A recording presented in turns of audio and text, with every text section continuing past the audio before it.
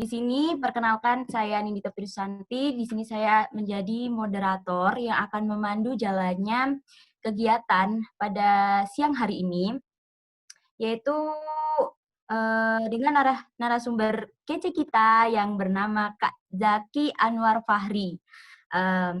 Sedikit saya bacakan CV-nya. Kak Zaki ini alamatnya ada di Semarang, Jawa Tengah ya. Kemudian tanggal lahirnya itu ada di Batang, 18 Mei 1996. Ya, ini cuma terpaut 3 tahun doang sama saya, Mbak. Saya tua berarti. Terus pengalaman organisasinya ini banyak banget ya, teman-teman. Beliau ini OSIS-nya di SMP,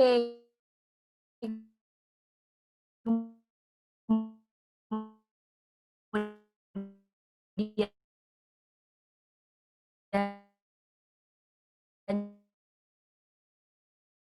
jadi rohis kampusnya juga, terus juga sebagai pengurusnya Doskom, kemudian prestasinya juga nggak kalah banyaknya juga ini. Itu ikut PIMNAS 2016 dan 2017. PIMNAS itu Pekan Ilmiah Mahasiswa Nasional. Kemudian penerima Jarum Beasiswa Plus 2016 sampai 2017. Wow, mantap. Kemudian Business Competition pada 2017 dan 2018 dan Shopee Campus Competition pada tahun 2018. Kemudian aktivitasnya sebagai apa sih saat ini? Nah, beliau ini bekerja sebagai user community marketing di Shopee Indonesia pada tahun 2018 hingga sekarang ya. Nah, ini ada hal yang diyakini dari Kak Zaki nih ya, yaitu dari setiap kejadian baik atau buruknya hasil, pasti ada nilai atau manfaat yang didapatkan. Wah, mantap nih teman-teman, kualitasnya harus dicatat nih. Dari setiap kejadian baik atau buruknya hasil, pasti ada nilai atau manfaat yang didapatkan. Wow, mantap. Ini mantap banget nih. Sekarang aku mau nyapa dulu. Halo Kak Zaki. Sudah terhubungkah? Oke, halo Mbak Anindita. Panggilannya siapa ini? Mbak Dita ya tadi ya? Iya, betul. Oke, halo semuanya juga. Selamat siang. Siang. Kita di sini santai aja ya Kak ya? Ya, santai aja, santai aja. Casual aja, Gimana nggak Kak usah Zaki kabarnya? formal-formal. Alhamdulillah, baik, sehat. Semoga yang di sana, yang di Temanggung juga sehat semua ya. Amin. Amin. Ini Kak Zaki ini posisinya sekarang lagi di mana? Semarang atau di mana? Aku saat ini posisinya di Semarang ya, di kosan lebih tepatnya di Semarang, karena kerjanya bisa WFH kayak gitu. Jadi dari rumah aja. Oh, berarti ini selama pandemi ini berarti WFH terus ya Kak? Atau Iya, WFH, WFO? WFO beberapa waktu kemarin sih, dari bulan Juli sampai Agustus akhir itu WFO. Cuman ini balik lagi ke WFH. Oke. Oh ya teman-teman, ini ada yang ketinggalan. Kak Zaki ini merupakan alumni Udinus angkatan 2014 Prodi IT. Makanya ya udahlah nggak usah ditanya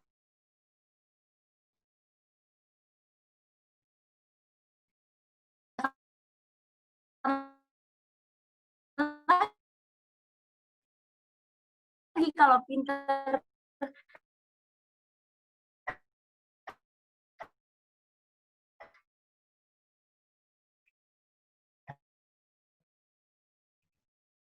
tentang IT karena kerja di Shopee gitu sebagai. Oh, halo? Mungkin Halo, terputus ya. halo. Tadi oh Oh, ya, barusan saya terputus, ulang mungkin ya. bisa diulang. Iya, boleh. Ya, ya. Kan ini Kak Zaki ini kan kuliahnya itu tadinya ambil IT ya. Terus Hmm. kenapa sih bisa diceritain dong kenapa minat IT? Terus apalagi sekarang kan sangat relevan sekali ya dengan pekerjaannya sekarang sebagai user community marketing di Shopee. Nah, itu boleh diceritain sedikit lah sebagai pengantar kenapa Kakak ambil IT dan hingga saat sekarang ini bisa masuk di Shopee sebagai user community. Ya, kayak gitu Kak. Silahkan. Oke. Sebenarnya dari dulu sih, dari SD ya udah tertarik banget sama bidang digital, baik itu digital offline, digital online, dan lain-lain kayak gitu. Terus akhirnya SMK itu masuk ke teknik komputer jaringan untuk memperdalam kemampuan dalam bidang IT-nya, terutama di jaringan kayak gitu. Terus pengen melanjutkan lagi ke IT-nya dan masuk ke Udinus. Nah, dari situ sih sebenarnya sih pengembangannya agak berbeda dari jurusan saya. Dalam artian IT itu sebenarnya banyak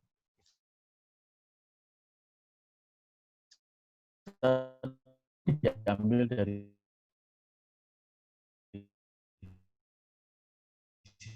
dimanapun. Misalnya itu sendiri yang sekarang aku dalami. Jadi lebih ke pengembangan bisnis berbasis digital kayak gitu. Nah, dari situ makanya aku mengikuti lomba bisnis case, terus mengikuti Shopee Campus Competition dan lain-lain kayak gitu.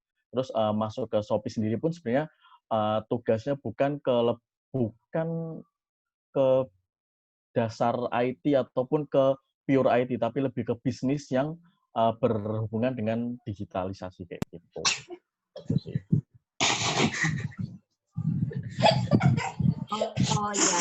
Terus itu waktu seleksi di Shopee itu saingannya banyak atau gimana? Ada petawaran atau gimana nih Kak? Kalau bisa masuk ke Shopee-nya sendiri itu awalnya aku mengikuti itu Shopee Campus Competition tahun 2018. Nah, dari situ ada banyak banget sih itu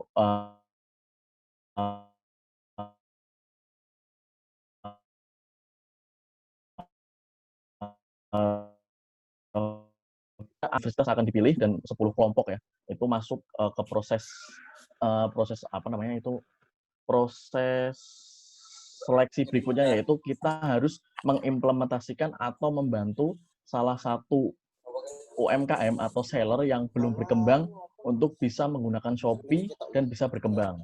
Nah, dari situ alhamdulillah dari strategi yang aku susun, terus dari penerapan ke seller tersebut tuh mendapat masuk ke proses berikutnya, yaitu penyisian 3 besar. Nah, dari 3 besar itu aku memang belum bisa mendapatkan posisi yang terbaik ya, yaitu belum bisa mendapatkan posisi 1 waktu itu karena memang saingannya cukup ketat, yaitu UI sama ITB gitu ya. Tidak semangat. Emang agak susah kayak gitu. Jadi bisa masuk ke posisi 3 dan walaupun posisi 3 alhamdulillah tetap bisa mendapatkan hadiahnya, yaitu bisa magang di Shopee. Awalnya aku magang di Shopee tahun 2018 itu, terus akhirnya aku perform di situ, aku mencoba yang melakukan yang terbaik, memberikan kemampuanku di situ, dan dari situ dilanjut alhamdulillah sampai menjadi permanent employee. Wow, mantap. Sangat menginspirasi sekali ya teman-teman. Berhubung ini waktunya juga udah masuk, udah agak telat juga. Ini langsung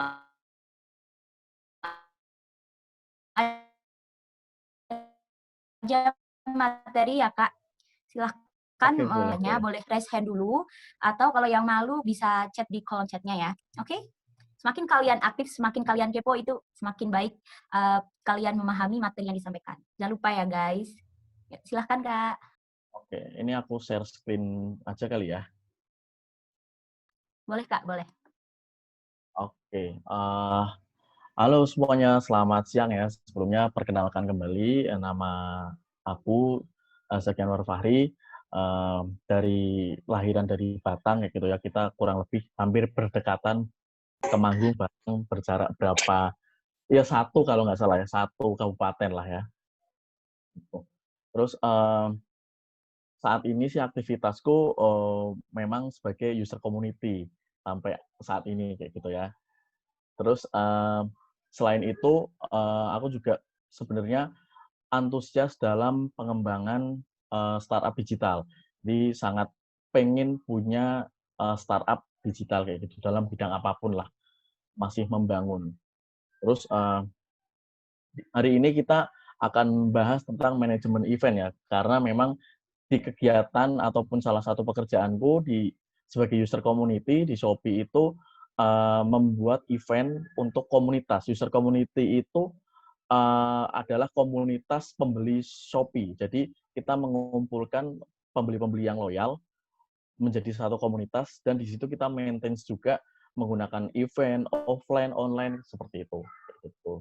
Dan bahkan dalam mingguan pun ada kegiatan di dalam grupnya juga. Gitu. Itu event online-nya.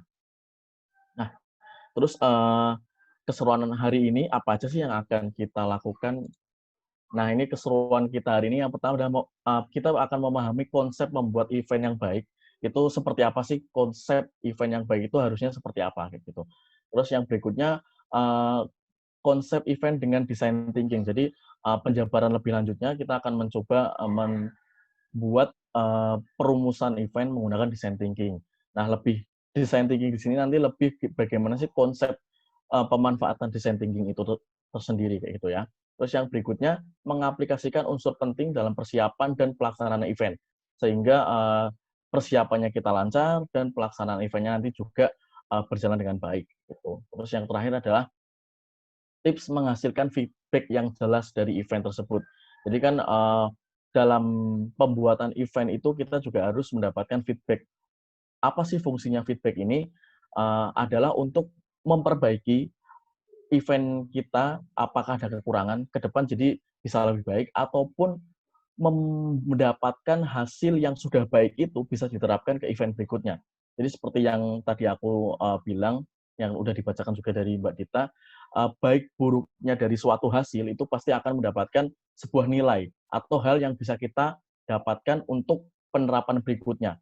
Kalau misal hasilnya baik itu bisa diterapkan lagi atau ditingkatkan lagi. Kalau hasilnya buruk berarti kita harus mendapatkan perbaikan dari hal tersebut kayak gitu ya. Jadi jangan pernah menyesali apapun hasil yang udah terjadi kayak gitu. Pasti ada sesuatu yang bisa kita manfaatkan itu ya. Oke, langsung aja kali ya. Nah, konsep event yang baik itu sebenarnya seperti apa sih?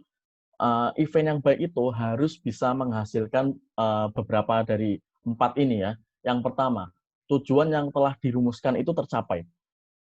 Dari sini yang pertama ini sebenarnya sih kalau misalkan kita ranahnya bukan perusahaan, lebih ke organisasi sekolah, organisasi kampus seperti itu, di bagian ini adalah tujuannya lebih yang nomor 2, memberikan manfaat atau penyelesaian masalah kepada peserta event. Jadi event yang kita buat itu adalah berdasarkan untuk menyelesaikan atau memberikan manfaat kepada calon peserta kita atau peserta kita. Nah, kalau yang pertama ini lebih ke kalau perusahaan sih. Jadi perusahaan itu kan pasti uh, membuat event itu adalah untuk tujuannya satu arah, bukan bukan dua arah ya kebanyakan karena misalkan untuk mengenalkan atau mendapatkan exposure atau pengalaman atau user itu tahu tentang kita kayak gitu. Jadi lebih ke satu arah. Sebenarnya user itu mendapatkan manfaatnya itu setelahnya gitu. Tapi lebih untuk tahu dulu. Nah, ini kalau yang perusahaan. Yang kedua ini tadi yang aku bilang memberikan manfaat atau penyelesaian masalah kepada peserta event itu lebih ke yang organisasi ataupun kampus. Jadi membuat event itu jangan cuman membuat-buat aja, tapi cobalah untuk menyelesaikan sesuatu atau memberikan manfaat sesuatu kepada pesertanya kayak gitu ya. Terus yang berikutnya mendapatkan keuntungan dari pelaksanaan event. Nah, ini sebuah apa namanya tambahan ya. Jadi sebenarnya event itu boleh mendapatkan keuntungan, boleh juga tidak. Itu tergantung dari apa namanya yang kita inginkan. Tapi lebih baik adalah mendapatkan keuntungan dari pelaksanaan event. Keuntungan itu ada banyak. Misalkan keuntungan untuk mendapatkan uang itu juga bisa dari sponsorship, bisa dari pendapatan yang peserta itu membayar event kayak gitu juga bisa, atau mendapatkan hasil dalam artian misal lomba aplikasi kayak gitu, kita mendapatkan insight tentang aplikasi, ide baru apa segala macam kayak gitu. Banyak sekali keuntungan yang bisa kita dapatkan dari pelaksanaan event, tergantung keuntungan apa yang ingin kita dapatkan kayak gitu ya. Terus yang berikutnya mendapatkan feedback atau learning dari pelaksanaan event.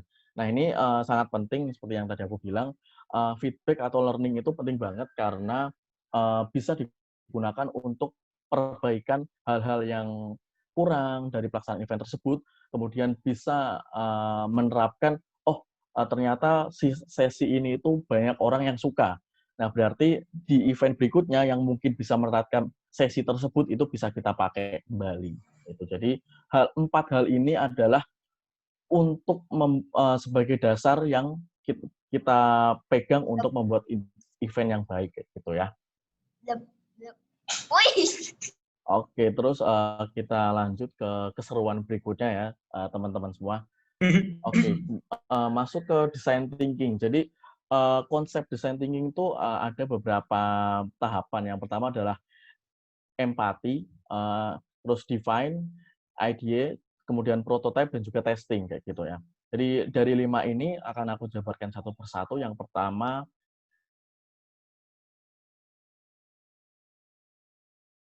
yaitu empati yang terjadi dan dirasakan oleh user atau target kita. Nah, kalau misalkan di organisasi sendiri atau di lingkungan sekolah, kampus itu untuk membuat event kayak gitu kita bisa menyesuaikan ini. Jadi apa sih sebenarnya yang user atau orang-orang sekitar kita itu rasakan? Misalkan ternyata di lingkungan kita itu banyak orang yang kurang paham dengan mata pelajaran kayak gitu. Nah, kita juga bisa dari sini nanti membuat event, misalkan belajar kelompok bersama atau apa kayak gitu. Jadi empati yaitu merasakan apa sih yang sebenarnya user rasakan dan juga apa namanya yang terjadi di lapangan tersebut. Yang kedua adalah caseless, di mana kita mencoba untuk sedikit berasumsi ya. Jadi jangan berasumsi, sedikit saja berasumsi, tapi lebih melihat fakta sebenarnya yang ada di lapangan. Nah, untuk ini karena apa? Karena kalau kita banyak berasumsi mungkin akan kurang tepat nanti targetnya kayak gitu. Nah, terus apa yang bisa kita lakukan untuk mengurangi asumsi? Bisa menggunakan user research, di mana dilakukannya dengan cara wawancara bisa. Itu kita langsung misalkan di sekolah nih, kita wawancari beberapa orang atau beberapa perwakilan dari kelas, dari ketua, apa segala macam itu juga bisa. Nggak harus menyeluruh. Kita bisa memainkan sampel kayak gitu ya. Terus survei, feedback, terus turun ke lapangan langsung, atau kita bisa mendengarkan dari teman-teman di sekitar kita atau sahabat kita. Terus kita ambil, kira-kira yang seperti ini itu seperti apa kayak gitu. Bisa kita ambil. Terus hasil dari ini adalah mendapatkan fakta sebanyak mungkin ya. Hanya fakta aja. Dari sini kita ambil semua fakta. Nggak perlu kita simpulkan dulu. Kita ambil semua fakta yang ada di lapangan, permasalahan apa kayak gitu yang dibutuhkan untuk kita selesaikan. Itu yang empati yang pertama. Oke, yang berikutnya ada define atau menetapkan. Nah, menetapkan ini adalah menetapkan apa aja sih permasalahan sebenarnya. Jadi kan tadi kita udah mencari banyak permasalahan tuh. Dari yang empati itu kita tahu fakta-fakta di lapangan itu seperti apa, terus kita tetapkan mana sih sebenarnya yang paling utama. Kita prioritaskan nantinya ya. Jadi kita kumpulkan dulu, misalkan di sekolahan ternyata hampir 60% itu kesusahan untuk mempelajari materi matematika bagian misalkan turunan atau integral seperti itu. Misalkan di sekolah. Kalau misalkan di kampus bisa juga ternyata mahasiswa itu banyak yang titip absen kayak gitu. Itu juga bisa. Itu salah satu permasalahan kayak gitu ya.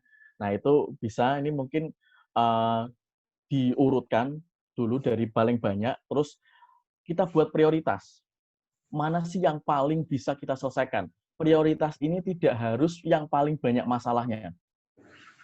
Bisa kita sesuaikan dengan kemampuan dari organisasi itu, dari kemampuan kita untuk menyelesaikannya. Misalkan, kita mau memulai dari yang ini nih, yang apa namanya matematikanya jelek dulu. Nah, ini boleh kayak gitu. Jadi prioritas ini adalah bisa diurutkan berdasarkan kemampuan kita atau juga bisa diurutkan berdasarkan paling banyak permasalahan dari target itu kayak gitu. Ada dua posisi gitu ya. Nah, hasil dari penetapan ini adalah simpulan masalah atau prioritas yang akan diselesaikan. Jadi permasalahan yang tadi banyak itu udah disimpulkan dan juga prioritasnya yang mau diselesaikan dulu yang mana. Yang akan dibuat eventnya itu yang mana dulu kayak gitu. Oke, terus kita lanjutkan ke yang berikutnya yaitu ideate atau menggali ide penyelesaian. Nah, Yang pertama itu mencari segala macam solusi atau ide yang untuk memecahkan permasalahan yang terjadi ya. Nah, kita mencari ide-ide atau untuk memecahkan masalah dari prioritas yang kita tentukan.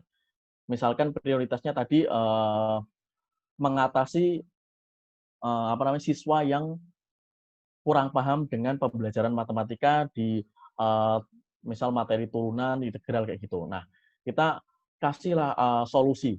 Solusinya itu apa aja? Misalkan belajar kelompok, misalkan mengajak guru yang ngasih pelajaran itu memberikan pelajaran tambahan atau apapun event yang bisa kita kasih solusinya seperti itu. Terus dalam menggali ide ini ada prinsip-prinsip yang harus kita pegang ya. Jadi agar menghasilkan ide yang bagus dan juga menghasilkan ide yang banyak gitu ya. Karena nggak harus bagus dulu tapi banyak juga bagus kayak gitu. Terus yang pertama prinsipnya adalah jangan mudah menghakimi. Jadi kita perlu pegang jangan mudah menghakimi. Kan biasanya kalau di organisasi yang pinter itu ide kamu jelek jangan pakai, jangan sampai seperti itu gitu ya. Satu sama organisasi itu kita harus saling mendengarkan. Jadi jangan mudah menghakimi karena tidak ada ide yang tidak masuk akal gitu. Jadi kita tampung dulu semuanya. Yang kedua adalah berfokus pada menghasilkan sebanyak mungkin ide. Nah, ini yang berkesinambungan dengan yang pertama. Jadi setelah tidak menghakimi, maka kita cari sebanyak mungkin ide, itu nggak harus inovatif, nggak harus unik, bisa menggunakan ide-ide yang udah ada, kayak gitu ya. Jadi apapun yang misal kita tahu di luar sana, itu penyelesaiannya itu bisa dilakukan di sini, itu bisa kita berikan, kayak gitu ya. Yang berikutnya, budaya akan rasa percaya. Nah, ini permasalahan yang cukup itu ya, cukup banyak ya terjadi ya kalau di sekolah, di organisasi, di kelas, apalagi itu orang kita itu kurang rasa percaya diri untuk mengungkapkan sesuatu. Padahal kita punya ide yang bagus, tapi malu, tapi takut nanti kalau salah kayak gitu. Nah, ini perlu kita pegang. Nah, gimana sih caranya mengurangi hal tersebut? Ini ada dua cara. Yang pertama, dalam diskusi menggali ide, kita bisa menggunakan satu orang yang memang itu bagus dalam um, mengalirkan suatu proses apa segala macam itu menjadi moderator. Misalkan ketuanya atau apa kayak gitu bisa menjadi moderator untuk menggali orang-orang yang malu ini lebih ke personal. Misalkan nih, dia malu mengungkapkan, silahkan diungkapkan ke moderatornya, kayak gitu juga nggak apa-apa. Terus yang kedua adalah mind mapping, di mana mind mapping ini kita menuliskan orang yang takut tadi mengungkapkan itu ditulis aja, ditulis ide-idenya sendiri. Nah, hasilnya itu adalah ide, konsep, dan juga mind map.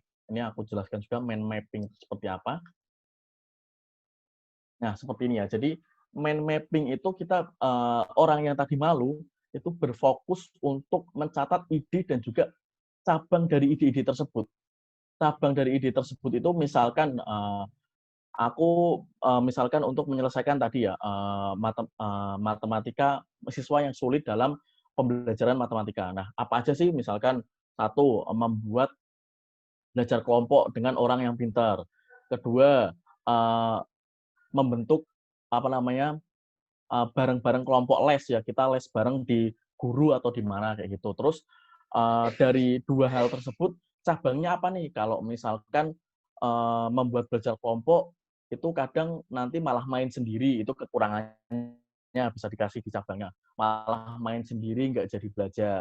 Terus kalau misalkan les ke guru takutnya nanti malah kita nggak mudeng, gurunya galak kayak gitu juga bisa ya gitu ya. Jadi nanti kita di situ kembangkan semuanya lah. Idenya apa, terus cabang-cabangnya yang mungkin terjadi kalau kita menerapkan ide itu tuh apa gitu. Itu bisa di situ. Itu ya. Jadi mind mapping ini dan juga tadi membuat dengan moderator itu untuk menanggulangi orang-orang yang malu, orang-orang yang takut untuk mengungkapkan sesuatu yang ada di pikirannya kayak gitu. Jadi bisa menggunakan ini digambarkan, terus nanti gambarannya itu, idenya itu diserahkan ke moderator untuk diperiksa kayak gitu. Bisa, oh oke nih idenya apa kayak gitu. Nanti didiskusikan kembali. Kayak gitu.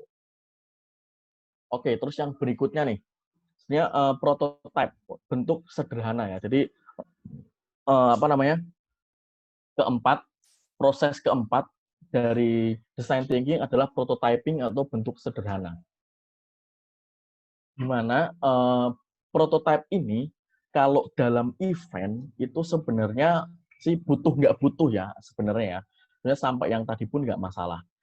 Tapi di sini misalkan eventnya besar nih, lingkupnya besar, misalkan ulang tahun sekolah ataupun apa yang cukup besar lah eventnya, itu perlu menggunakan prototype. Di mana prototype ini kita bisa menggunakan kompetitor analis.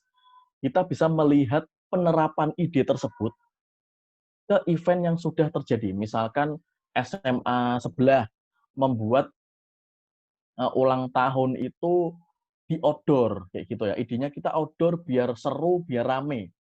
Nah, ternyata kok di outdoor hujan, kayak gitu. Nah, itu kita bisa ambil dari situ. Oh, kalau di outdoor resikonya itu hujan. Tapi mereka itu kemarin pas di outdoor serunya semua orang bisa joget bareng, apa bisa komunikasinya lancar, apa segala macam kayak gitu. Nah, yang berikutnya misalkan kalau yang kampus sendiri lomba, misalkan lomba apa ya, lomba bisnis misal, lomba bisnis. Nah, kampus lain itu sudah menjalankan ini juga nih, tingkatnya nasional kayak gitu. Terus mereka cukup sukses dengan adanya kompetisi ini, terus masuk koran juga segala macam. Oh, ini berarti bisa kita terapkan. Nah, dari situ kita juga bisa mengambil apa sih kekurangannya. Kita melihat dan juga menganalisis gitu ya. Jadi melihat suksesnya dan juga menganalisis apa sih kurangnya. Itu juga bisa kita apa namanya, wawancara ke orangnya langsung, ke kampusnya langsung, ke sekolahannya langsung, ke panitianya langsung kayak gitu. Jadi prototyping itu membuat bentuk sederhananya kalau event itu mengambil aja, mengambil contoh penerapannya kayak gitu. Terus hasilnya itu bisa melalui video kemarin tuh kayak gini. Kalau misalkan menggunakan outdoor kayak gini, terus menggunakan ide yang lainnya seperti ini. Terus hasil dari event tersebut itu apa aja, kekurangannya segala macam. Nah, prototype itu seperti itu. Kalau di event ya, sebenarnya kalau misalkan di kita design thinking ini diterapkan pada pengembangan aplikasi atau pembuatan bisnis, prototyping ini bisa dibuat kalau aplikasi kita membuat fungsi utamanya dulu. Kemudian kita buat dulu, terus nanti kita masuk ke testing kayak gitu. Kalau misalkan bisnis, tapi kalau event nggak mungkin juga kita membuat contoh event yang besar itu kita buat dulu nggak mungkin. Itu yang cukup sulit kayak gitu ya. Jadi prototype untuk event sendiri adalah melihat organisasi lain atau sekolahan lain itu penerapan eventnya seperti apa, idenya seperti apa kayak gitu. Nah, terus dari masuk ke yang terakhir ya, dari ide-ide yang udah nemu tadi, penerapannya sukses, terus kita membuat menjalankan eventnya dalam hal kecil ya. Hal kecil itu misalkan lingkup organisasi aja, kayak gitu. Terus apa namanya, dalam lingkup organisasi ini kita bisa mencoba misalkan nih, kalau yang tadi, yang ulang tahun sekolah nih, misalkan ulang tahun sekolah, kita membuat event ulang tahun sekolah. Di situ kita mau membuat outdoor, terus membuat ada musiknya apa segala macam, itu bisa. Kita buat dalam lingkup kecil dulu, terus sebelum kita menguji cobanya, itu yang perlu kita lakukan adalah mencatat hal-hal yang ingin kita ketahui. Atau misalkan eventnya online juga bisa nih, ini yang aku kasih contoh di sini adalah eventnya online, misalkan membuat online workshop, misalkan online workshop. Nah, ini juga bisa kita catat dulu nih hal-hal yang ingin kita ketahui. Salah satu contohnya, apakah proses video conference-nya internetnya lancar? Terus streaming, misalkan mau di-stream, itu streamingnya juga berjalan dengan baik, suaranya jelas, dan lain-lain. Nah, fungsinya untuk apa sih pencatatan ini? Adalah untuk mengulangi lebih banyak lagi hal-hal yang menjadi konsentrasi kita saat penjalanan event nanti. Kalau misal videonya, converse-nya, internetnya lancar atau enggak, itu bisa diulang-ulang terus streamingnya juga bisa diulang terus, dan lain-lain kayak gitu. Jadi, fungsinya pencatatan ini adalah untuk memastikan hal-hal yang menjadi konsentrasi kita itu benar-benar clear, benar-benar nggak ada masalah nantinya, kayak gitu. Nah, terus hasil dari testing ini atau pengujian ini adalah mengetahui kekurangan dari konsep tersebut. Misalkan konsepnya tadi online itu kekurangannya apa, terus dari outdoor itu kekurangannya apa, setelah kita uji coba, seperti itu. Jadi, 5 dari proses design thinking itu pertama tadi, empati, jadi kita mengetahui apa sih yang sebenarnya terjadi di lapangan, apa sih sebenarnya yang dibutuhkan oleh, target kita tersebut. Terus yang kedua ada, define, itu kita menentukan dan juga mengambil prioritas mana yang akan kita selesaikan masalahnya. Yang berikutnya ada proses, idea, jadi menggali ide sebanyak mungkin dan menentukan ide mana yang akan kita terapkan. Bisa menggunakan tadi mind mapping juga bisa. Terus yang berikutnya ada prototyping, dari ide tersebut yang sudah kita tentukan, kita lihat penerapannya yang udah dilakukan oleh pihak lain, penerapan ide tersebut kayak gitu. Terus dari ide tersebut, oh udah oke semua, kita coba terapkan dengan skala kecil. Nah, sebenarnya untuk tes pengujian ini juga boleh dilakukan, boleh juga enggak. Tergantung kemampuan dari organisasi itu bagaimana untuk menjalankan ini. Kayak gitu. Yang penting, seperti yang tadi aku bilang, kalau misalkan nggak mau melakukan pengujian juga tetap ada pencatatan hal-hal yang ingin diketahui. Hal-hal apa yang menjadi concern kita, hal-hal apa yang menjadi fokus kita, kemungkinan besar itu akan mengganggu jalannya event nanti. Kayak gitu ya. Jadi apakah kalau misal online apakah internetnya lancar, kalau misalkan eventnya outdoor apakah aman dari hujan, kayak gitu dan lain-lain. Itu bisa kayak gitu. Terus itu ya, jadi 5 proses design thinking. Yang berikutnya adalah kesimpulan dari design thinking itu sendiri. Sebenarnya konsep design thinking itu adalah pola atau pendekatan penyelesaian sebuah masalah yang bertujuan untuk memvalidasi ide lebih cepat dan lebih sering. Sehingga ketika kita bisa lebih cepat gagal, jadi tahu gagalnya itu di mana, dan juga bisa memperbaikinya lebih cepat sebelum pelaksanaan. Kayak gitu. Jadi design thinking ini nggak melulu untuk event, gitu ya. Bisa misalkan kita dalam membangun sebuah bisnis, membangun sebuah produk, ingin memunculkan produk baru, ataupun hal-hal lain kayak gitu. Jadi nggak melulu untuk event. Gitu ya. Jadi kesimpulannya ini pendekatan untuk menyelesaikan sebuah masalah agar kita itu tahu lebih cepat gagalnya itu di mana dan bisa memperbaikinya segera kayak gitu. Itu adalah kesimpulan dari proses design thinking itu sendiri. Oke. Yang berikutnya nih, keseruan kita yang berikutnya adalah unsur penting persiapan dan pelaksanaan event gitu ya. Jadi unsur-unsurnya ada apa aja. Kalau dari pengalaman aku sendiri dan mungkin nanti kalau teman-teman punya unsur-unsur lain untuk persiapan event atau pelaksanaan event bisa ditambahkan, bisa dikasih tahu ke yang lain juga kayak gitu ya. Jadi nggak harus berpatokan sama ini 100%.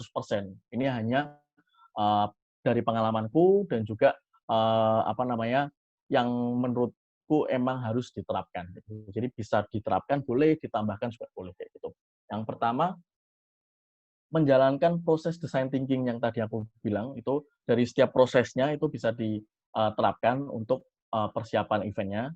Terus efektivitas rapat, kontrol tugas, pengajian learning. Jadi terkadang kan kalau kita organisasi itu rapatnya sampai lama banget, bahasnya apa, ngalor ngidul kayak gitu cukup kurang efektif. Nah, gimana caranya mengefektivitas rapat itu yaitu dari setiap PIC ataupun orang yang diberikan tugasnya itu sudah membawa hal apa saja atau sudah ditugaskan oleh pemimpin rapatnya atau ketuanya, kamu harus memikirkan hal-hal apa dulu. Misalkan, aku bagian acara. Acaranya adalah membuat lomba bisnis ataupun membuat perayaan ulang tahun. Nah, kamu itu harus sudah menyiapkan konsep acara yang kamu pikirkan sebelum nanti di rapat itu dibahas bersama-sama. Jadi kita sudah mencari nih, oh konsepnya nanti kita akan mengundang si pembicaranya ini. Itu kenapa alasannya mengundang ini tuh juga udah ditulis sebelumnya. Jadi kita di situ nggak di rapat itu nanti nggak meraba-raba, terus lama banget bahas itu enggak. Tapi kita membahas poin-poin yang memang udah ada kita bahas kayak gitu. Apakah cocok diterapkan di sini atau enggak kayak gitu doang. Terus yang berikutnya adalah kontrol tugas. Kontrol tugas ini lebih ke teknis ya. Jadi dari pihak ketua ataupun project manager event ini itu membuat sebuah to-do list yang harus dilakukan dari PIC masing-masing. Kayak gitu. Jadi kita bisa mengontrol, oh event ini tuh progresnya seperti apa sampai saat ini. Progresnya ternyata masih 30% nih. Itu bisa dilihat karena, oh acaranya masih sampai sesi ini doang. Terus bagian perlengkapan masih belum menyiapkan yang dibutuhkan kayak gitu. Jadi kita tahu adalah apa aja yang progresnya itu sampai mana. Ini kontrol tugas ini bisa menggunakan kolaborasi dari apa namanya Google Sheet bisa, terus kontrol tugas yang lain misalkan Trello, manajemen proyek itu juga bisa. Jadi banyak banget, tapi yang paling simpel mungkin bisa pakai Google Sheet kayak gitu ya. Yang berikutnya adalah pengkajian learning. Nah, ini mungkin yang kadang kalau misalkan ya ini dari pengalamanku aja sih. Jadi kadang itu kita nggak belajar dari apa yang sudah kita laksanakan. Jadi hal yang itu salah masih diulang kembali, nggak dikaji mana sih yang harus diterapkan, mana sih yang harus diperbaiki kayak gitu. Jadi pengkajian learning dari event sebelumnya itu penting banget. Dikaji dulu apa sih yang bisa kita terapkan atau pengkajian dari eventnya orang lain juga bisa kayak gitu. Oh ini bagus nih bisa diterapkan di kita kayak gitu. Yang berikutnya adalah pemaksimalan sponsorship untuk mendapatkan keuntungan dan variasi event. Nah ini yang tadi aku bilang, sponsorship itu sebenarnya butuh nggak butuh ya. Kalau misalkan mau dapat keuntungan, biar kita nggak mengeluarkan budget lebih, itu bisa menggunakan sponsorship. Nah, sponsorship ini terkadang kalau misalkan saya lihat di bagian apa namanya sekolah, terus mahasiswa itu kadang masih sangat monoton proses sponsorship-nya. Dalam artian monoton itu, keuntungan bagi sponsor itu logo, apa terus exposure doang kayak gitu, terus penambahan apa hal-hal lain yang bersifat itu sangat monoton. Tapi aku belajar dari yang udah ada di pekerjaanku, ternyata sebenarnya untuk mendapatkan atau menggolkan sponsor ini bisa dengan ketika kita membuat sesi sesuatu itu, oh sesi event tertentu, itu sesi tersebut bisa diisi oleh sponsor itu. Kita buatkan konsep eh, konsep apa namanya konsep kegiatannya kita sesuaikan, kita bikinkan nih misalkan. Aku kasih salah satu contoh ya. Kita membuat ini kan masih COVID nih, misalkan apa namanya sosial itu tidak terjangkit COVID-19. Nah, kita bisa targetkan sponsornya itu ke brand misalkan multivitamin, misal ke brand-brand esensial atau brand-brand produk misalkan kayak Dettol gitu dan lain-lain produk-produk esensial. Nah, itu nanti di situ dia bisa mengisi bagian caranya cuci tangan, menggunakan Dettol apa segala macam kayak gitu. Jadi kita nggak melenceng dari kegiatan, kita bikinkan, tapi ada sesi di mana brand itu bisa mengisi. Nah, dari situ kan mereka mendapatkan banyak tuh, mendapatkan exposure, mendapatkan pengenalan produknya, gitu. Pasti insya Allah brand tersebut akan mau untuk tap in ke kegiatan kita. Nah, dari hal tersebut juga bisa menjadi variasi event kita. Jadi eventnya itu nggak melulu monoton, ya seperti itu terus, tapi ada workshop-nya dari brand-nya, ada dari yang lain kayak gitu. Jadi variasi eventnya lebih banyak, sehingga juga menambahkan manfaat ke orang yang mengikuti kayak gitu. Itu ya untuk pemanfaatan sponsorship. Terus yang berikutnya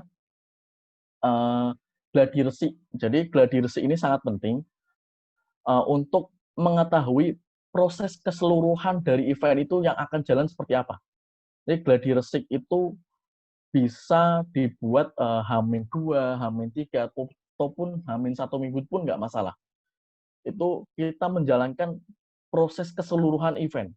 Misalkan 90 menit, ya kita jalankan 90 menit setiap sesinya. Nah, dari situ kita bisa ulang terus juga nggak apa-apa. Nah, kita akan tahu tuh, kira-kira setiap sesinya itu kurangnya apa. Misalkan transisi dari sesi A ke sesi B itu butuh waktu yang lama, karena sesi B itu membutuhkan persiapan. Oh, jadi nanti berarti saat pelaksanaan, ketika sesi A baru jalan, kita langsung sesi B itu langsung persiapan, karena membutuhkan persiapan yang lama kayak gitu. Jadi kita tahu hal-hal apa yang menjadi konsentrasi yang bisa kita tanggulangi, yang bisa kita siapkan lebih untuk suksesnya pelaksanaan event pada hari H. Itu fungsinya dari gladi resik. Yang berikutnya adalah kalau misalkan eventnya itu ada pesertanya, ini sangat penting ya. Jadi untuk menjaga kehadiran peserta tetap baik, tetap sesuai dengan targetnya, tetap sesuai dengan pendaftarannya, dan sehingga sukses lah, dibilang sukses karena targetnya terpenuhi. Itu adalah yang pertama, bisa menggunakan sifat yang event berbayar. Kenapa berbayar? Alasnya orang udah bayar, pasti dia tidak akan melewatkan kesempatannya. Itu jadi, aku udah bayar, sayang banget kalau aku nggak hadir. Itu yang pertama, kenapa berbayar. Yang kedua, bisa menggunakan iming-iming door prize kayak gitu. Jadi misalkan door prize-nya lumayan bagus nih, misalkan door prize-nya handphone kayak gitu, pasti orang akan bertahan sampai akhir, bahkan ingin hadir kayak gitu. Yang berikutnya adalah teaser. Teaser ini bisa kita artikan misalkan hari H itu nanti akan membahas apa sih? Nah, ini kita bisa berikan informasi terlebih dahulu. Misalkan kira-kira itu apa kayak gitu. Nanti yang menuju hari H, sehingga mereka itu semakin penasaran dan ingin mengetahui jawabannya di hari H nanti. Kayak gitu. Yang berikutnya adalah reminder.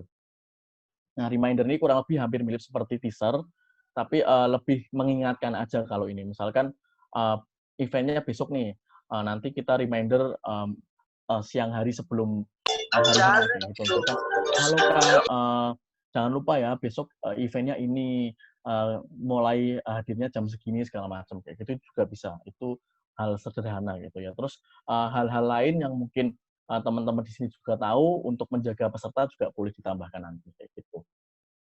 Yang berikutnya adalah saat pelaksanaan pastikan setiap sesi berjalan sesi selanjutnya juga melakukan proses persiapan. Nah, ini yang tadi aku bilang kita bisa tahu dari gladi resik. Jadi untuk menghindari terlambatnya perpindahan sesi, misalkan emang perlu ada sesi yang cukup ketat kayak gitu, adalah ketika sesi A berjalan itu kita juga sudah mempersiapkan sesi berikutnya. Sesi berikutnya itu sudah siap untuk sesi perpindahannya nanti kayak gitu. Jadi ini kita bisa tahu prosesnya perpindahan sesi seperti apa dari gladi resik tadi kayak gitu. Jadi kalau dari aku ada 6 unsur penting ini untuk event sendiri ya. Oke. Nah, terus yang berikutnya adalah tips menghasilkan feedback yang jelas gitu ya. Gimana sih caranya kita mendapatkan feedback dari event yang kita laksanakan, dari peserta yang hadir di event kita? Itu yang pertama kita harus menentukan dulu hal apa saja yang ingin kita ketahui dari orang yang akan memberikan feedback-nya. Misalkan uh, pengen tahu setiap sesinya itu seperti apa. Nah, itu bisa kita tuliskan. Ini bisa dibuat di Google Form juga bisa, dibuat di kertas juga bisa, segala macam ya. Jadi misalkan sesi games kayak gitu, sesi gamesnya menarik atau enggak, gamesnya boring atau enggak kayak gitu. Itu bisa kita ambil setiap sesinya. Terus kita juga pengen tahu pembicaranya itu oke atau enggak, terus kekurangan pembicara itu apa, itu bisa kita kasih pertanyaan terkait pembicara. Terus keseluruhan acara juga bisa. Jadi biar melihat apakah keseluruhan acaranya itu udah oke atau belum. Jadi pertama kita bisa urutkan dari keseluruhan acara, terus detailnya setiap sesi, pembicara, acara, tempatnya, makanan, dan lain-lain itu bisa kita detailkan setelahnya. Terus yang kedua, agar mereka yang datang itu mau mengisi, feedback-nya itu bisa dengan beberapa pancingan atau tips ya, agar mereka mengisi. Yang pertama adalah menukarkan screenshot. Kalau pakai Google Forms, setelah mereka ngisi screenshot, terus nanti bisa ditunjukkan ke panitia, ditukar dengan kupon door prize bisa, dengan kupon makanan, merchandise, dan lain-lain. Kayak gitu. Jadi mereka itu, wah, eman-eman gitu ya. Bahasanya kalau bahasa Jawa itu sayang banget nih, atau eman-eman banget nih kalau aku nggak ngisi, nggak bisa dapat kesempatan menangi door prize, kesempatan mendapatkan merchandise, ataupun kesempatan bisa mendapatkan makan siang kalau misalkan anak kos ya gitu. Jadi makan siang itu jangan sampai terlewat kayak gitu. Itu juga bisa. Itu. Jadi dua tips untuk mendapatkan feedback yang jelas dan juga mendapatkan feedback yang banyak itu ya. Jadi kita bisa detailkan dari setiap sesinya, pembicaranya dan lain-lain, dari intinya dari setiap sesi acara tersebut atau isian dari acara tersebut kita bisa detailkan dan kita minta masukannya masing-masing kayak gitu. Terus yang berikutnya untuk memancing dan mendapatkan feedback yang banyak dari semua peserta bisa menggunakan tadi penukaran door prize, penukaran makanan, merchandise dari setelah mereka mengisi kayak gitu. Oke, oke itu aja dari saya untuk materinya. Kalau misalkan terlalu cepat atau ada kekurangan dalam apa yang aku sampaikan itu mohon maaf. Kalau misalkan ada pertanyaan dan diskusi boleh. Gitu. Terima kasih. Baik, terima kasih Kak Zaki. Masya Allah, ini keren banget ya. Ini sangat-sangat bermanfaat banget buat kita-kita, terutama nih katanya di sini banyak yang jadi ketua OSIS gitu kan ya. Atau yang ikut organisasi-organisasi ini tuh penting banget, terutama buat saya. Nih, yuk buat teman-teman yang mau tanya boleh aja langsung raise hand. Terus nanti on mic atau kalau yang masih malu boleh di chat di room Zoom chatnya ya. Nih, tapi udah ada beberapa pertanyaan yang masuk. Saya bacakan ya. Yang pertama ini gini. Kak, mau tanya nih tentang tidak menghakimi tapi terkadang miskom di saat event sedang berjalan. Nah, itu kan pasti ada tuh. Nah, terkadang itu memancing emosi. Terus gimana sih cara minimalisir miskom atau kesalahan ketika event berlangsung itu, Kak? Gitu, Kak. Oke, tidak menghakimi ya. Jadi kadang kan kalau event berjalan capek, emosi kayak gitu ya. Itu Iya, memang betul banget. itu udah sering ya. Cara mengatasinya adalah yang pertama yang tadi aku udah sampaikan juga, gladi resik. Itu penting. Kadang itu kalau kita menjalankan event di kampus, di sekolahan itu jarang banget kita gladi resik full kita jalankan seluruh acaranya. Nah, itu sangat penting karena apa? Ya tadi, biar kita tahu setiap sesi itu mana sih yang memerlukan persiapan lebih, mana sih yang memerlukan konsentrasi dari beberapa orang ataupun banyak orang kayak gitu. Misalkan pas sesi pembicara mengadakan tanya jawab atau pembicara mengadakan apa gitu, perlu ada mic yang bergulir apa segala macam, itu kita tahu di gladi resik itu. Nah, jadi untuk meminimalisir terjadinya nanti miskomunikasi. Nah, di situ juga kita bisa tektokannya semakin erat. Jadi pas gladi resik itu kan menjalankan setiap PIC itu juga jalan bareng-bareng tuh. Nah, di situ setiap PIC juga akan mendapatkan komunikasi yang semakin baik kayak gitu. Alangkah baiknya gladi resik ya bisa dilaksanakan minimal 1 sampai 2 kali kayak gitu. sebelum event. Itu juga nggak apa-apa. Terus yang berikutnya, misalkan udah gladi resik tapi tetap kelepasan nih di hari H. Nah, itu gimana? Sebenarnya ini lebih ke kalau misalkan ada yang hal seperti ini, memang harus ada pihak ketiga. Karena dari dua pihak ini nggak akan ada yang mengalah kalau misalkan emang emosi. Nah, makanya harus ada pihak ketiga di mana seorang penanggung jawab saat hari H itu adalah melihat, mengontrol keseluruhan jalannya setiap sesi. Dia sudah tidak bertanggung jawab untuk menjalankan atau masuk di setiap sesi-sesinya. Itu sudah tidak bertanggung jawab di situ. Tapi dia melihat semuanya. Makanya kalau misalkan di sesi A itu, sesi 1 atau sesi 2 itu ada yang bertengkar, dia itu bisa langsung menengahi di situ. Kayak gitu ya. Jadi dua hal tersebut ya tadi ya, menggunakan gladi resik dan juga penanggung jawab itu sudah tidak masuk ke setiap sesi, tapi dia melihat keseluruhan sesi berjalan. Itu sih. Oke, siap. Ini ada lagi Kak, bicara tentang miskom nih. Nah, kalau miskom gini tuh kadang suka gini, ada eventnya itu udah mendekati hari H gitu kan. Terus kita tuh selama kegiatan itu ya emang salahnya kita sih nggak pernah dikontrol gitu-gitu kan sama mungkin ketuplaknya atau sama penanggung jawabnya. Nah, kan terjadi miskom nih Kak. Nah, tuh terus alhasil progresnya itu masih sedikit. Terus gimana nih caranya? Padahal udah mau hari H, progresnya masih sedikit. Terus ditambah kita harus apa ya, kayak menengahi masalah-masalah yang ada seperti miskomunikasi dan lain-lainnya. Itu gimana sih Kak caranya? Oke, untuk hal tersebut misalkan memang kita apa namanya udah mendekati hari H, tapi masih banyak yang kurang. Itu yang pertama kita bisa melihat memprioritaskan ya. Jadi kita prioritaskan dari kita jalankan event tersebut itu mana yang bisa kita cut untuk mengurangi beban dari kita sendiri dan juga tetap mensukseskan acara tersebut. Misalkan nih, misalkan ternyata sesi games itu kita nggak mungkin bisa jalankan karena belum ada konsep gamenya, belum ada perlengkapan dan lain-lain. Itu kita bisa cut aja.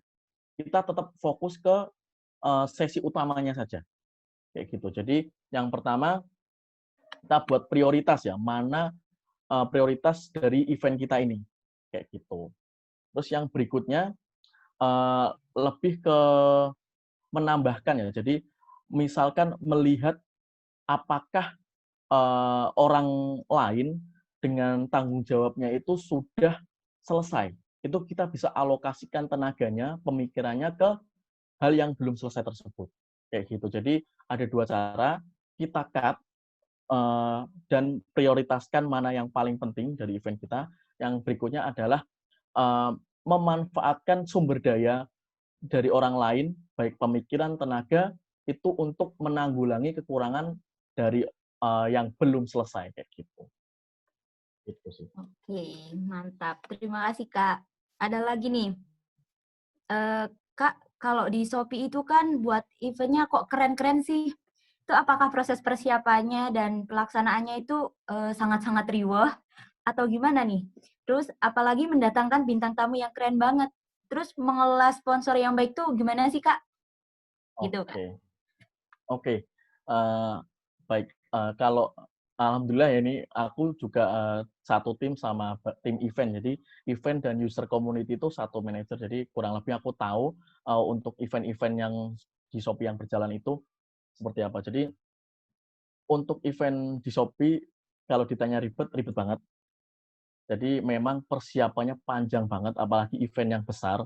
Karena event Shopee itu banyak, ada yang cuman kayak apa namanya kick off itu dalam artian pemberitahuan bahwa Shopee itu sedang menjalankan misalkan 11.11 kayak gitu. Itu cuman butuh audiensnya atau pesertanya itu adalah media saja. Itu salah satu yang simple. Terus yang berikutnya untuk si event yang besar kayak gitu, kayak yang dulu ya pernah dijalankan kayak 12.12 mengundang Blackpink kayak gitu ya. Itu memang sangat ribet ya. Itu sangat ribet bahkan itu bekerja samanya antar divisi dan juga antar organisasi antar negara malah kayak gitu. Jadi selain menggunakan tim event sendiri, mereka juga memanggil yang namanya event organizer internasional kayak gitu untuk mempersiapkan tersebut. Jadi memang sudah sudah sangat profesional. Kalau event yang besar kita selain dari tim event sendiri untuk mempersiapkan detailnya, untuk bantuan pelaksanaannya kita menggunakan event organizer yang profesional kayak gitu. Kalau misal eventnya besar itu kadang menggunakan event organizer yang internasional kayak gitu. Nah, terus yang berikutnya tadi apa yang terakhir? Tidak lupa. Apakah proses persiapannya itu sangat riuh, Kak? Terus bagaimana sih cara mengelola sponsor yang sangat baik? Oke, sponsor ya, oke. Ya tadi yang riwah itu memang riwah ya, karena memang kalau misal di perusahaan itu enggak kita yang terjun langsung, tapi kita merumuskan semuanya, tapi untuk pelaksanaannya kadang kita mengundang event organizer atau vendor kayak gitu untuk melakukan pelaksanaannya. Tapi kan kalau misal di organisasi, terus di sekolahan nggak mungkin kan kita membayar event organizer kayak gitu kan, itu sangat sayang kayak gitu duitnya. Nah, itu mungkin tadi lebih ke solid team aja untuk menggunakan design thinking dan proses sampai gladi resik itu kita harus solid kayak gitu. Terus yang berikutnya untuk pengelolaan sponsorship itu bisa yang pertama adalah kita sesuaikan sponsor yang akan kita target itu dengan tujuan kita. Ya kayak tadi misalkan kita untuk mensosialisasikan pencegahan terkena virus corona. Nah, itu apa aja sih tujuannya kita, terus kemungkinan besar konsepnya itu seperti apa kita bikin, nanti kita tembak ke sponsor yang memang sesuai. Jangan karena kita kenal dengan orang yang ada di perusahaan itu, kita tembak ke situ, jangan. Kita sesuaikan saja. Kayak gitu. Jadi yang penyesuaian ini adalah fungsinya untuk mendapatkan dan mengurangi resource ya, lebih tepatnya mengurangi tenaga kita untuk mengisi acara. Nah, kita kan udah dapat sponsor nih, dapat duit, dapat pengisi acara, dan kadang bisa juga dapat misalkan door prize dari brand mereka. Jadi kayak kadang itu kalau dari timku itu meminta produk-produk spesial dari mereka untuk dijadikan door prize kayak gitu. Terus misalkan dijadikan goodie bag kayak gitu juga bisa. Jadi benar-benar mengurangi mengurangi budget, mengurangi energi kita untuk mengisi acara kayak gitu. Gitu. Jadi mengelola sponsor itu seperti itu ya. Jangan cuman kita sponsor itu tawarkannya nanti dapat logo segini, dapat apa itu jangan. Tapi gimana sponsor itu senang, gimana sponsor itu bisa mendapatkan exposure, bisa mendapatkan pengenalan produk kayak gitu. Jadi pasti mereka akan tertarik dengan hal-hal tersebut kayak gitu. Itu sih cara mengelola sponsor. Oke, mantap. Berarti kayak harus ngelibatin media sponsor tersebut kan, Kak? Bukan Ya, hanya, ya biasanya sih kalau mahasiswa nih terutama, itu paling biasanya cuman kasih logo, kalau enggak cuman ucapan terima kasih doang. Atau ya itu kurang kayak dipromosiin gitu, sama MC, itu ketertarikan. biasanya kurang ya. Iya, ketertarikan sponsor kalau dengan hal tersebut doang itu kurang kayak gitu. Bahkan Iya, jujur ya, betul. dari tipe sponsor kalau misal memang kalau sponsor masuk ke perusahaan itu dia mau ngasihnya besar, berbeda dengan yang dia mau kasih ke apa namanya mahasiswa atau organisasi. Tapi karena kebutuhannya kan juga beda nih. Kalau misal dengan pengalamanku sponsor diperlakukan seperti itu, alhamdulillah beberapa kali sebelumnya itu timku mendapatkan sponsor sampai ratusan juta kayak gitu. Dan itu belum termasuk produknya juga. Jadi produk plus uang. Gitu. Jadi kita bisa memperlakukan sponsor lebih profesional lagi, lebih bagus lagi. Kayak gitu. Jangan cuma memberikan logo, terima kasih kayak gitu. Itu masih terlalu monoton dan kurang. Gitu. Betul. Ini udah ada beberapa chat yang masuk nih. Ada pertanyaan dari Setia Mona Lisa. Kak, izin bertanya, menurut kakak bagaimana sih tips atau cara mencari sponsorship yang bisa diterapkan untuk pelajar SMA yang jangkauannya lebih luas? Nih gimana Kak? Oke, untuk pelajar SMA ya gitu. Kita mencari sponsor yang pas untuk pelajar SMA itu bisa kita lihat dari konsumtivitas dari lingkungan itu. Jadi misalkan brand A, misalkan brand minuman A gitu ternyata sangat laris di sekolahan itu. Nah, kita bisa tembak dari situ. Dengan saat pengajuan proposalnya itu kita ada detailnya. Setiap hari itu minuman ini terjual di sini segini. Mereka itu tertarik karena ini kayak gitu. Nah, mungkin nanti si sponsor itu bisa mengisi manfaat tentang produk itu kalau dikonsumsi sering atau apa kayak gitu, tips-tips dalam memanfaatkan produk itu semakin banyak sehingga selain sponsor itu senang, maka kita sebagai siswa karena kita biasa membeli itu oh ternyata ada manfaat yang belum kita ketahui nih kayak gitu. Jadi bisa mendapatkan manfaat tersebut kayak gitu. Jadi kalau SMA bisa dilihat dari perilaku, perilaku seperti apa, terus kita bisa tembak ke brandnya kayak gitu. Itu untuk SMA kayak gitu ya. Bisa dari seperti itu karena kan memang kalau SMA sendiri kan apa namanya lebih ke apa namanya bukan bukan brand-brand yang sangat besar kayak gitu, tapi lebih brand yang mereka itu mengonsumsi brand yang menjadi kebutuhan mereka. Ya betul. Buat Setia Monalisa gimana? Apakah sudah jelas atau ada yang mau ditanyakan lagi? Halo, Dek Lisa. Sudah paham Kak. Terima kasih katanya. Oke, lanjut ke pertanyaan selanjutnya. Dari Dek Faiza Rahman. Permisi Kak, mau bertanya. Jika ada hal-hal urgent yang menghambat event pada hari H, bagaimana sih cara mengatasinya? Gitu Kak. Oke, hal-hal urgent ini dalam artian misal hal-hal pribadi gitu yang membuat kita berhalangan untuk menjalankan event kayak gitu ya? Atau urgent dalam artian apa nih? Hal-hal urgent bisa juga sih Kak, atau Oke. mungkin yang dimaksud adiknya ini hal-hal urgent tuh misal pengisi acaranya belum datang nih, padahal Oh, oke oke harusnya oke udah oke. Oke kayak oke gitu. oke, got it got it. Oke, kalau misalkan ada dua sisi ya berarti tadi ya. Misalkan teman-teman di sini ada hal urgent yang berkaitan dengan hal pribadi. Padahal teman-teman sendiri bertanggung jawab untuk menjalankan sesi ini kayak gitu. Nah, itu bisa teman-teman komunikasikan langsung ke penanggung jawabnya ya. Ke penanggung jawabnya agar penanggung jawabnya nanti memberikan pengganti kayak gitu ke sesi tersebut.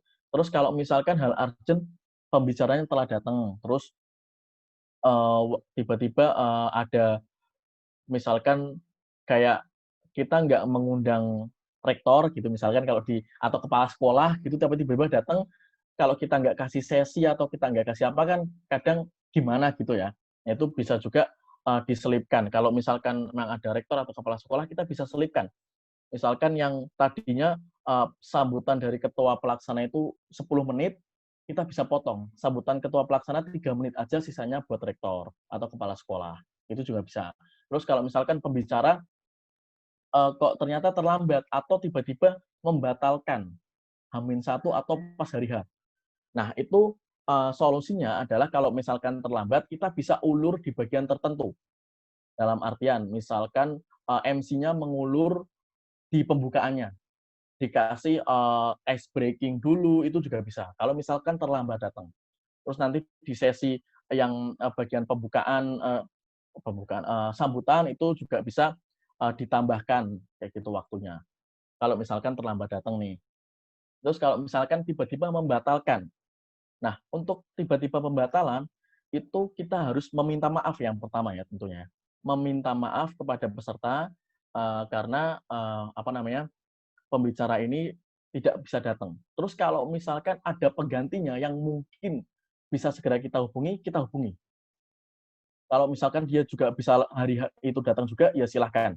Itu nggak apa-apa. Yang pertama kita coba cari solusi penggantinya terlebih dahulu. Kalau misalkan tidak menemukan penggantinya, itu bisa kita sampaikan apa namanya kira-kira itu pembicara itu nanti akan ngomong apa sih, kita sampaikan dulu materinya aja, sampaikan misalkan dalam bentuk slide aja, kita putarkan slide-nya. Nah, dari itu misalkan mereka kurang paham di bagian mana, itu nanti kita akan buatkan sesi tanya jawab di hari berikutnya. Misalkan dalam artian nanti direkam aja gitu, terus diupload ke story, misalkan story Instagram, itu dari pertanyaan-pertanyaan peserta tadinya, kayak gitu, itu juga bisa. Terus misalkan kalau benar-benar materinya sangat berat dan nggak mungkin peserta cuma baca, itu bisa dibuat sesi online aja kayak gitu setelahnya nanti.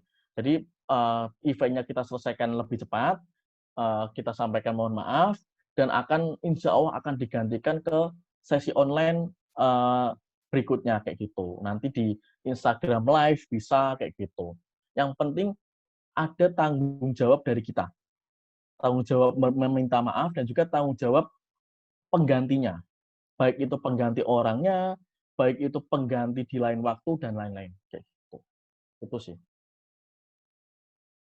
Oke, berarti ini penanggung jawab atau ketua pelaksananya itu dituntut harus kreatif ya, Kak? Terus nggak boleh, Iya, apa ya, gegabah nggak boleh gitu panik, ketika ada nggak boleh panik. permasalahan. Ya, benar. Ya benar. Iya, oh ya ngomongin panik nih, gimana cara ngatasi panik nih, Kak? Oke, Biasanya tuh mengatasi apalagi panik. kalau, apa ya, tipe orang yang panikan, terutama saya nih ya, tiba-tiba ada yang cancel kayak gitu, duh udah panik nih. Gimana nih, Kak? Oke, sebenarnya panik ini hampir kurang lebih sama ya penyelesaian sama yang tadi miskomunikasi. Jadi harus ada pihak ketiga. Karena orang panik itu dia bisa menimbulkan kepanikan ke yang lain juga. Nah, itu harus ada pihak ketiga atau pihak pendamping yang memang sebagai penasihat. Di sini sebenarnya bisa sih kalau misalkan eventnya besar, itu teman-teman meminta tolong kepada pembina untuk hadir. Nah, di situ pembina hadir itu selain untuk memberikan sambutan adalah sebagai penasehat ketika nanti di hari H itu terjadi hal yang kurang tepat atau hal yang tidak diinginkan kayak gitu. Jadi misalkan eventnya besar, itu kan kepanikannya juga akan sangat parah kayak gitu ya. Nah, itu kita bisa meminta tolong kepada pembina sebagai penasehat di situ. Karena memang miskomunikasi, emosi, terus kepanikan itu bisa menimbulkan apa namanya, menular kayak gitu ya, semakin nanti makin banyak yang panik kayak gitu. Nah, itu perlu ada pihak ketiga, nggak bisa diselesaikan masing-masing, itu nggak bisa. Harus ada apa namanya, mediasinya. Oke, Kak. Terima kasih. Oh ya, buat Dek Faiza Rahma, gimana? Udah jelas atau ada yang mau ditanyakan lagi? Udah jelas, Kak. Terima kasih. Oke. Lanjut nih, ada lagi pertanyaan nih, Kak, dari Dek Fadia. Izin bertanya, Kak. Misal kalau lagi mengadakan event, persiapannya udah matang, tapi kadang masih ada sesi yang molor. Gimana ya, Kak, untuk mengatasi molornya waktu itu? Kadang mungkin suka Oke. nggak enak gitu ya, Kak, mau ngomong. Oke, sesi yang molor ya, oke. Kadang kita nggak enak ya kalau pembicara lagi ngomong terus molor kayak gitu, kadang nggak enak itu ya, oke. Itu sebenarnya, molor itu memang hal yang cukup wajar di dalam event, tapi kalau molornya sangat lama, misalkan lebih dari 10 menit, itu akan mengganggu sesi yang lainnya, itu kita harus tanggulangi. Yang pertama, kalau misalkan kemungkinan molornya itu ada di pembicara, itu kita, cara mengatasinya adalah kita harus tahu si karakteristik pembicara itu. Ketika, kira-kira itu pembicara ini yang kita panggil itu, kalau ngasih materi itu seperti apa sih? Apakah lambat ngomongnya, apakah cepat atau gimana? Kita itu harus tahu. Jadi kita ngundang pembicara itu tahu kayak gitu loh. Nggak cuman ngundang-ngundang doang, jangan gitu ya. Jadi tahu gimana mereka menyampaikan, materinya kayak gitu. Jadi, dengan hal tersebut kita bisa, memberikan brief gitu, brief sebelum, dia naik. Jadi pas hari H dia datang, kita kasih briefing dulu, "Begini Pak, begini Bu, nanti acara apa namanya, waktu untuk Bapak atau Ibu itu 20 menit. Jadi, yang saya lihat dari materi, bagian ini itu cukup panjang sepertinya. Nah, ini mungkin Bapak atau Ibu bisa dipercepat aja, misalkan nanti ada pertanyaan bisa disampaikan di pertanyaan aja, bisa dijawab di situ, ataupun nanti kita bisa buatkan sesi tanya jawab setelah event, nanti kita lempar ke ibu, nanti kami jawab di postingan, kayak gitu juga bisa. Itu ya untuk menanggulangi yang pertama. Terus yang berikutnya, kalau misalkan memang udah di brief tapi tetap itu kita harus sudah menyiapkan yang namanya pengingat. Jadi pengingat ini bisa dalam artian bentuk misal kertas ya. Kalau misalkan biasanya kan ada kertas berapa menit, 10 menit, apa segala macam, 10 menit lagi, itu juga bisa. Terus salah satu teknis banget ya kalau itu. Terus bisa juga di bagian depan, itu di bagian depan banget, di depan panggung si pembicara itu ada TV yang monitor gitu waktu, countdown waktu ke belakang. Jadi dia tahu, misalkan kita set 20 menit, kita tampilkan. Jadi, pembicara itu bisa melihat dengan jelas, oh waktuku tinggal segini. Insya Allah ya, itu akan cukup efektif. Kalau misal nggak efektif, berarti pembicaranya cukup keterlaluan aja, kayak gitu kalau aku bilang ya. Udah diingatkan, tapi tetap molor, itu mungkin cukup keterlaluan kalau aku bilang kayak gitu. Harusnya sih enggak ya, harusnya enggak. Karena mereka, pembicara ini adalah orang yang cukup profesional, mereka tahu proporsinya masing-masing. Kayak gitu. Itu ya 3 caranya tadi. Oke, mantap. Gimana Dek Fadia? Sudah jelas atau ada yang mau ditanyakan lagi? Halo Dek Fadia. Siap, terima kasih Kak, sudah jelas. Oh ya, ini kan katanya banyak ketua OSIS nih di sini. Mau tahu dong gimana, biasanya permasalahan apa aja sih yang dialami ketua OSIS saat menyelenggarakan acara-acara tuh? Boleh nih kita diskusi sama Kak Zaki, mumpung masih ada waktunya nih. Ayo dong. Boleh banget. Ayo teman-teman, siapa aja sih yang ketua OSIS? Nggak pada on cam sih, saya nggak tahu ya yang mana aja. Boleh kalau misalkan mau dinyalain kameranya, nggak usah malu, nggak apa-apa. Jadi walaupun teman-teman di situ bareng-bareng, santai aja. Kita di sini sharing bareng, casual kok, nggak perlu yang formal, santai aja. Ya, saya juga kan masih kurang lebih agak muda lah sama kayak teman-teman di sini ya kan. Teman-teman kan umurnya SMA itu berapa ya? 17 tahun lah ya, 17, 16 ya. Belum terpaut 10 tahun lah, masih dikit gitu ya kan. Iya. Oke. Ayo adik-adik gimana? Kayaknya masih pada malu-malu nih. Aku pribadi nih Kak mau tanya. Oke, boleh. Malah moderatornya nih yang tanya. Gimana? Mana sih? Oh iya nih Kak. Kalau SDM-nya tuh sedikit ya Kak. Nah, kita terutama saya nih, saya di perkuliahan. Nah, SDM dari UKM saya itu sedikit gitu. Tapi dari lembaga itu setiap UKM itu dituntut untuk mengadakan suatu event yaitu webinar. Dan pesertanya juga ditargetin tuh minimal 100 kayak gitu. Nah, itu gimana ya Kak? Padahal SDM saya tuh cuman bertujuh gitu. Nah, dengan tuntutan adanya webinar kayak gitu dari lembaga kan udah kayak bikin kita down gitu kan. Apalagi dikasih waktunya tuh dalam waktu 1 bulan. 1 bulan tuh kan kita harus persiapan, harus gimana ngotak-atik kreatif kita. Siapa sih yang bakalan jadi moderatornya, jadi narasumbernya, terus apa aja sih yang mau kita bahas kayak gituan kan Kak. Nah itu gimana sih Kak cara mengoptimalkan SDM yang ada? Oke. Kalau memang SDM-nya sedikit, terus waktunya juga pendek gitu ya. Sebenarnya kita bisa menggunakan sistem ATM gitu ya, amati tiru modifikasi. Jadi kita nggak perlu membuat sesuatu yang baru, kan karena webinar kan juga sekarang sangat umum gitu ya. Itu kita bisa coba kita tiru yang udah dilakukan oleh misalkan lembaga lain ataupun dari kampus lain yang sama dengan tujuan dari webinar kita, kayak gitu. Nah, terus untuk meraup pesertanya, kita juga misalkan nggak dibatasi pesertanya umum boleh, mahasiswa di dalam boleh. Itu kalau misalkan umum boleh, itu kita juga bisa minta peserta-peserta yang sudah mendaftar di event yang kurang lebih sama sebelumnya. Itu bisa kita kontak, kita berikan pendaftarannya, daftar yuk di sini, kayak gitu. Nah, Kalau misalkan hal tersebut juga masih kurang, sebenarnya bisa juga teman-teman di sini itu bekerja sama dengan lembaga lain atau dengan organisasi lain. Jadi bekerja sama di sini itu bisa sifatnya kayak aku minta tolong kepada kamu, lembagamu, itu membantu saya, nanti apa yang akan kamu lakukan juga akan saya bantu. Jadi hubungan timbal balik, kayak gitu, itu juga bisa.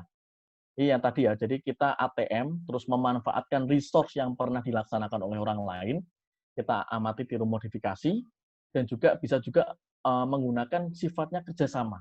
Itu juga nggak apa-apa. Kalau misalkan waktunya sedikit, terus kebutuhannya tepat kayak gitu. Itu juga bisa seperti itu. Oke, Kak. Terima kasih. Ini mungkin ada lagi nggak dari teman-teman nih? Dia mau tanya nggak? Ayo jangan diem-diem aja. Jangan malu-malu juga. Oke, mungkin aku sedikit menyampaikan ya. Intinya dalam setiap kita menghadapi masalah itu yang pertama kita harus berpikir bukan bukan berfokus pada masalah itu aja. Tapi apa aja sih hal-hal yang bisa berpengaruh pada masalah tersebut. Jadi kita harus berpikir nggak fokus ini tuh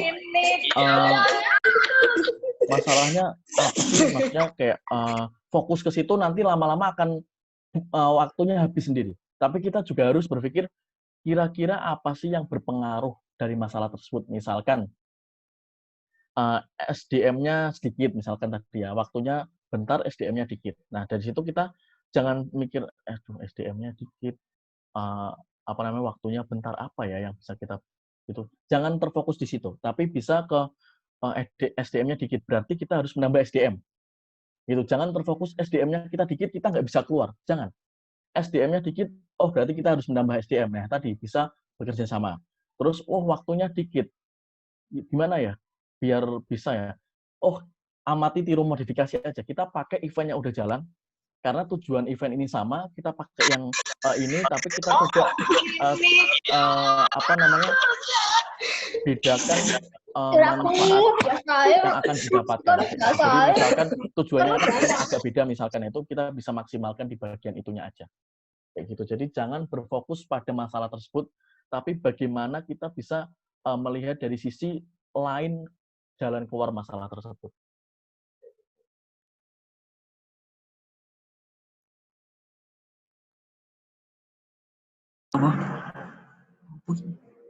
Teman-teman juga kayaknya mungkin pada malu-malu ya, atau mungkin ada terkendala sinyal.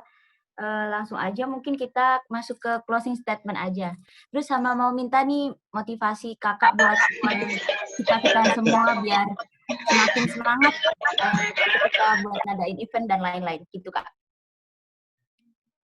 Oke, kalau dari aku sendiri seperti yang tadi aku bilang ya. Jadi intinya setiap kita menjalankan sesuatu atau akan menjalankan sesuatu itu pasti akan ada keberhasilan dan kekurangan, pasti. Karena itu adalah sebuah hubungan sebab akibat. Ketika kita melakukan A, pasti akan timbul B. B itu bisa baik, bisa buruk, kayak gitu. Itu adalah hubungan sebab akibat yang tidak akan terlepas. Nah, dari hal tersebut, kita harus bisa menerima apapun. Baik itu bagus, berhasil, atau itu jelek, itu pasti akan ada nilai atau hikmah yang bisa kita ambil. Gitu. Karena dari skripsi pun, hasil itu bisa positif, bisa negatif. Nah, tapi dari hal tersebut kita bisa tarik kesimpulan. Ternyata ketika kita menyelesaikan masalah ini dengan metode ini, hasilnya adalah ini. Maka saran saya ke depan adalah untuk menyelesaikan masalah ini, jangan menggunakan metode ini. Sama seperti event. Misalkan kamu mengadakan event online webinar kayak gitu. Ternyata ada kendala internetnya jelek kayak gitu. Internetnya jelek karena kita lupa nggak testing gitu. Internetnya jelek, si pembicaranya mati-mati. Internet pembicaranya mati-mati kayak gitu. Nah, itu karena kita lupa testing. Nah, saran saya adalah ke depan kalau kita mengadakan webinar, kita mengundang pembicara, kita testing dulu pembicaranya internetnya bagus atau enggak, dan kita coba tanya apakah hari H akan menggunakan tempat yang sama, internet yang sama kayak gitu. Jadi pasti gitu. Nah, dari situ. Jadi dari setiap kejadian, baik itu positif atau negatif, baik buruknya hasil itu pasti ada yang bisa kita ambil. Nah, kita bisa sarankan sebagai learning untuk pelaksanaan berikutnya. Jadi jangan pesimis ya. Apapun ya santai aja. Kalau berhasil ya alhamdulillah, kalau kurang berhasil ya tetap alhamdulillah karena kita sudah menyelesaikan event tersebut. Kayak gitu. Jadi kadang juga butuh juga ya Kak apa self reward gitu loh buat diri kita sendiri. Nggak melulu kayak aduh ini nggak berhasil nih kayak gitu terus itu salah aku kayak gitu tuh nggak boleh kayak gituan terus kan Kak, harusnya tuh Ya, kita juga benar. self reward buat diri kita sendiri. Misal alhamdulillah loh kita tuh udah sampai segini pencapaiannya, udah bisa, caranya lancar kayak gitu-gituan ya Kak. Ya, benar-benar. Oke. Mungkin itu aja. Oh ya ini Kak Zaki ini kan juga dari SMK ya Kak. Nah tuh kan teman-teman yang dari SMK tuh jangan suka minder, kadang suka minder ya daripada yang anak SMA atau gimana. Jadi kesuksesan orang itu nggak bukan dari SMP atau SMK atau dari MAN atau gimana kayak gitu. Semua orang tuh bisa sukses. Ya kan Kak? Ya, jadi apapun teman-teman jurusan apapun, dari mana SMA, MAN, apa segala macam itu yang menentukan adalah usaha teman-teman sendiri. Kalau teman-teman berhenti nggak berusaha ya nggak akan ada yang berhasil kayak gitu. Jadi intinya teman-teman harus tetap berusaha, tetap nikmati prosesnya, tetap nikmatin hasilnya, dan jangan pernah lelah untuk belajar. Learning dari sebuah kejadian itu adalah sangat penting. Jadi kita udah melaksanakan sesuatu, kira-kira learning-nya apa sih? Apa sih yang bisa kita ambil dari hal tersebut kayak gitu. Jadi itulah hal yang bagus buat kita ya. Jadi usaha itu jangan cuma usaha, tapi kita pelajari apa yang telah kita dapatkan dari hasil usaha kita tersebut. Kayak gitu. Baik, mungkin itu saja teman-teman materi dan sedikit motivasi dari Kak Zaki buat teman-teman semua. Berhubung sudah selesai dan kita ada di penghujung acara, saya ucapkan terima kasih sekali lagi untuk Kak Zaki atas materinya. Semoga bermanfaat untuk teman-teman semua tentang event management ya. Semoga kedepannya teman-teman lebih bisa memanajemen eventnya lebih baik lagi, lebih teratur lagi, dan lebih rapi lagi mungkin.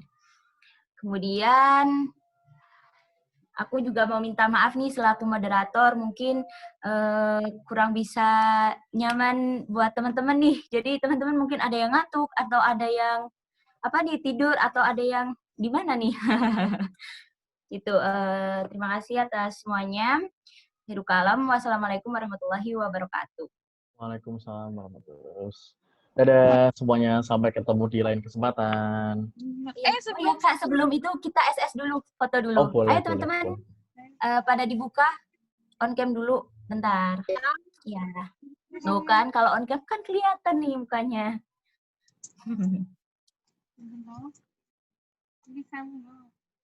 Ayo yang lain on cam dulu yuk. Gimana Kak Reni nih, Kak Reni? Bisa dihitung mungkin sambil di iniin siapa aja yang belum on cam. Halo Kak Reni. Langsung aja nanti langsung ini. Ya, udah standby langsung.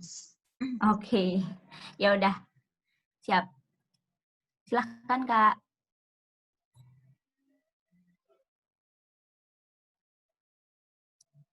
Udah. Udah, Mbak. Belum on cam ya sudah lah ya, karena sudah di ujung waktu juga. Mungkin banyak yang sudah lelah katanya. Ada yang ngantuk mungkin.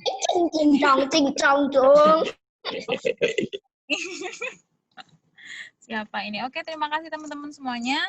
Dan terima kasih juga untuk Kak Zaki. Udah lama tidak berjumpa, insya Allah tambah sukses. Luar biasa. Dia bocah kok. Oke, teman-teman yang sebelumnya sudah bergabung, terima kasih banyak. Dan terima kasih juga untuk moderator tangguh kita ya. Tak lupa juga kami ucapkan dari Yayasan Daya Muda Indonesia mengucapkan banyak terima kasih. Dan salam semangat untuk semuanya. Dan jangan lupa minggu depan kita ketemu lagi. Tapi untuk minggu depan kita via WA Group ya. Karena kita spesial membedah tentang proposal, sponsor, proposal kegiatan, dan surat menyurat. Jadi stay on di WA. Insya Allah kita pakai WA Group ya. Dan Terima kasih. Siap. oh ya, terima kasih banyak. Dan salam juga untuk istrinya dan calon anaknya. Insya Allah jadi Amin. Sehat. solihah insya Allah. Dan terima kasih banyak teman-teman semua.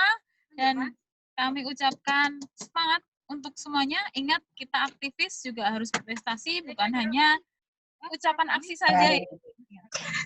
Oke, salam terima kasih untuk dari kami Yayasan Daya Muda Indonesia. Terima kasih semua. Ya, Kak. Waalaikumsalam warahmatullahi wabarakatuh. Terima kasih Clara, Gita. Siapa ini? Faiza. Ya. Satu Temanggung. Setia Monalisa, Arsenda. Siapa sudah Iya, semangat semuanya.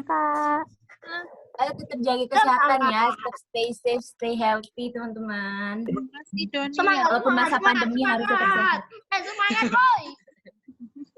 Itu siapa itu? Itu Doni tadi yang namanya Puspa ya, pasti ya. Ya. Oke, terima kasih semuanya. Kita selamat berjumpa lagi.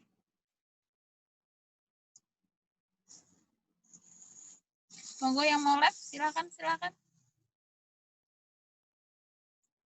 Kak boleh keluar, Kak. Boleh, silakan. Boleh keluar. Terima kasih banyak ya.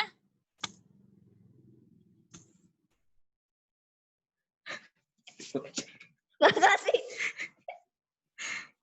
Kak, ini ada bocil, Kak. Nggak berani on cam Cuman berani Iya, ngomong. iya, nggak seru ya. Nggak,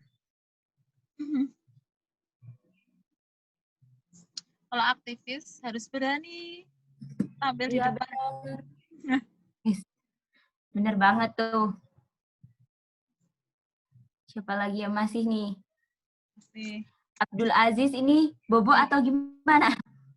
Oh ya, Doni udah on cam ya. On camnya udah selesai.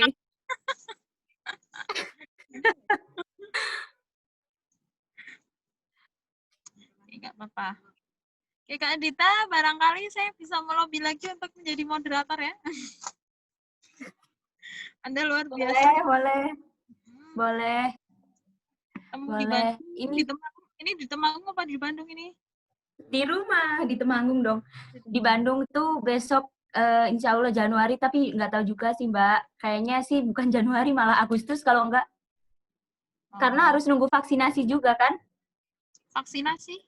Vaksin? Iya, vaksin. Kan? Vaksin. Ya, jadi semangat ya. Saya semangat. Jadi ketua yang pusing kalau kayak gini tuh apa ya, menuntut buat otak kita berputar balik gitu.